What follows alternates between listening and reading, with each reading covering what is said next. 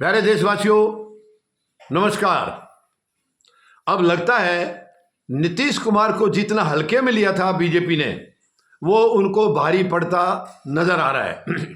उनको भारी पड़ता नजर आ रहा है। पहले उनको बहुत हल्के में लिया था और इन्होंने ये प्लान करके रखा था कि इसको राजनीतिक तौर पर हम खत्म कर देंगे, बिल्कुल। और अब जो हालात वहां डेवलप हो रहे हैं फिलहाल कई दिनों से, इवन राज्यपाल के बदलने के बाद भी बात इनके पक्ष में नहीं आ रही है। तो ये अब केंद्र सरकार को लग गया है कि शायद तुम्हारी कुर्सी लेकर जाएगा। अब उनको ये लग गया है कि तुम नीतीश को खत्म करने चले थे, ये तो तुम्हें खत्म कर देगा जो हालात डेवलप हो रहे हैं। राज्यपाल को इन्होंने बदला था रातों रात। केरला के राज्यपाल को, आरिफ मोहम्मद खान को बिहार में लिया है, बिहार वाले को वहां भेज दिया, मगर वो भी इनके पक्ष में जाता नजर नहीं आ रहा है, मतलब बीजेपी के पक्ष में। राज्यपाल तो बीजेपी के नीचे है, सारे केंद्र सरकार के नीचे ही हैं और इन्हीं की बातों को मानते हैं। मगर यहां कुछ हालात ऐसे लग रहे हैं क्योंकि राज्यपाल भी आरिफ मोहम्मद खान जब ज्वाइन किए हैं, अभी 1 जनवरी को नीतीश कुमार की माता जी की बरसी होती है और वो राज्यपाल को अपने साथ लेके गए हैं। मतलब श्रद्धा सुमन अर्पित करने के लिए राज्यपाल भी उनके साथ गए हैं 1 जनवरी को। ये पटना से करीब 70 किलोमीटर दूर इनका घर है। अब ये नहीं पता कि राज्यपाल महोदय खुद इनको कह के इनके साथ गए हैं या ये उनको लेके गए हैं, नीतीश जो भी है, लेकिन वो साथ गए हैं। तो जाते टाइम आते टाइम रास्ते में कुछ तो खिचड़ी पकी होगी। अब उस खिचड़ी का टेस्ट कैसा हुआ होगा। इसके बाद वहां से वापस आने के बाद राज्यपाल महोदय वो लालू प्रसाद यादव के घर भी गए हैं क्योंकि उनकी पत्नी का जन्मदिन होता है 1 जनवरी का। तो देखिए, वो मतलब राज्यपाल पिछले 3-4 दिन से लालू यादव और नीतीश के इर्द गिर्द ही नजर आ रहे हैं, तो आप अंदाजा लगा लीजिए। और जब राज्यपाल से सवाल किया था मीडिया वालों ने, इससे नीतीश से सवाल किया था, तो जवाब राज्यपाल ने दिया है। आप अंदाजा लगा। तो मेरे ख्याल से केंद्र सरकार घबरा गई है कि राज्यपाल को बदलना भी इनको कोई फायदेमंद सौदा नजर नहीं आया और नीतीश इनकी कुर्सी लेके जाएंगे।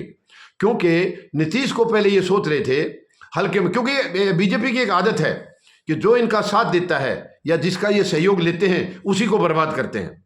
आपको पता है नवीन पटनायक का इन्होंने क्या हाल किया। नवीन पटनायक ने 10 साल पूरा साथ दिया इनका और उसको बिल्कुल घर बिठा दिया, मतलब बेरोजगार कर दिया है। अब वही हाल इनका नीतीश का करने का इनका इरादा था, लेकिन नीतीश बहुत बड़े खिलाड़ी हैं। नवीन इनकी चाल को नहीं समझ पाए थे, लेकिन नीतीश इनकी चाल को समझते, वो मौका देख के पलटी मार जाते हैं। अब वो ठान चुके हैं पलटी मारने की, लेकिन अब बीजेपी को नहीं मालूम था कि ये खेल तुम्हारे लिए भारी पड़ेगा। अब इनको नजर आ रहा है कि नीतीश कुमार की वजह से, देखिए महाराष्ट्र में वैसे तो पहले से बातें चल रही हैं अजीत पवार की और शिंदे की, इनके खिलाफ जाने की, लेकिन अब कुछ और जोर पकड़ने लग गया है। अब इनका और जोर पकड़ने लगा है और चिराग पासवान भी धीरे धीरे वो भी एनडीए से दूरी बना रहा है। तो कहने का मतलब है, एक नीतीश को जिसको इतना हल्के में लिया था, उसकी वजह से अब इनकी कुर्सी खतरे में लग रही है। और मुझे तो ये लग रहा है कि 15-16 जनवरी तक हो सकता है केंद्र सरकार गिर जाए, या ज्यादा से ज्यादा ये 31 जनवरी तक रह जाएगी। ऐसे हालात जो आज बने हैं, अभी फिलहाल जो हालात हैं। हालांकि अब बीजेपी ने फैसला किया है, अमित शाह को 6 जनवरी को बिहार भेज रहे हैं, ये पटना भेज रहे हैं, लेकिन नीतीश कुमार इनकी बात मानेंगे ऐसी उम्मीद मुझे नजर नहीं लग रही है, मुझे नहीं आ रही है। क्योंकि ये खेल सारा अमित शाह ने बिगाड़ा था जब उन्होंने बयान दिया था कि जो बिहार का सीएम जो होगा वो चुनाव के बाद हम फैसला करेंगे। तो नीतीश वहीं से समझ गए थे कि मामला अब इनके हक में नहीं है, ये इनके खिलाफ जा रही है बीजेपी, तभी इन्होंने मन बनाया था पलटी मारने का। अब अमित शाह की बातों में ये आएंगे, ये मुझे उम्मीद कम है, और आगे तो ये खत्म है। अगर बातों में आ गए तो खत्म है नीतीश, लेकिन वो आएंगे नहीं। वो बहुत बड़े खिलाड़ी हैं। बीजेपी जितना अपने आप को एक्सपर्ट मानती है, उससे कहीं ज्यादा नीतीश कुमार हैं।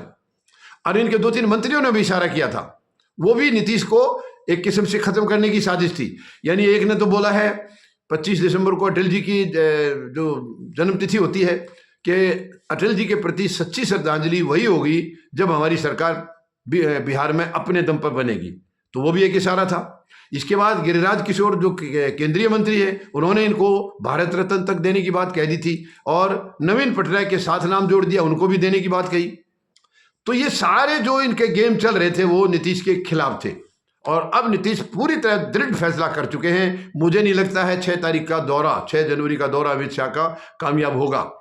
एक वहां बल्कि एक विधान परिषद की सीट है, वहां बीजेपी पहले खुद लड़ने का मन बना चुकी थी, अब वो भी कह रहे हैं कि नीतीश को दे देंगे, सरेंडर कर देंगे।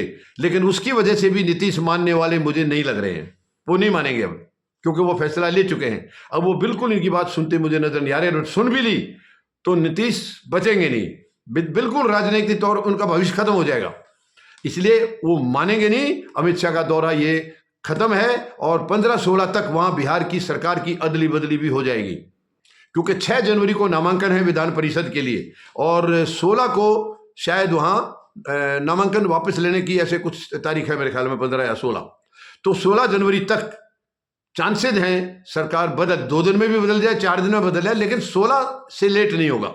16 जनवरी तक बिहार में यानी जेडीयू और आरजेडी की सरकार बन जाएगी और इसके बाद नीतीश को फॉर्मल ऑफर जैसे ही इंडिया गठबंधन से आ जाएगी तो उम्मीद है इनको डिप्टी पीएम या पीएम का ऑफर देंगे, ये वहां जाएंगे तो बिहार की कमान तेजस्वी यादव के हाथ में आने के चांसेस हैं, यानी सीएम का पद जो है वो फिर तेजस्वी को दिया जाएगा। तो ऐसा अब जो है ना पूरा माहौल ऐसा बनता नजर आ रहा है कि बीजेपी के खिलाफ सारा, और बीजेपी का वहां नीतीश के बगैर कोई स्टैंड नहीं है, कोई स्टैंड नहीं है वहां। बीजेपी का अगर है तो नीतीश के साथ है। तो अब मुझे लगता है ये बहुत देर कर दी है बीजेपी ने संभलने में, बहुत देर कर दी। पहले तो बयान उल्टे से दे दिए बिना सोचे समझे और अब उसको डैमेज कंट्रोल करने में काफी टाइम लगा दिया।